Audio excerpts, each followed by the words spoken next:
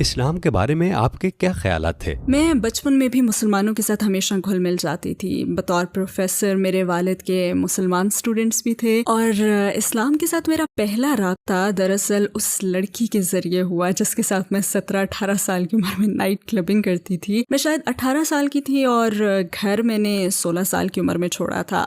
مطلب میں اتنی زیادہ خود سر تھی. میں نے اپنے لیے ایک کونسل فلیٹ اور ایک کونسل پراپرٹی لی. یہ چھوٹی سی پراپرٹی تھی.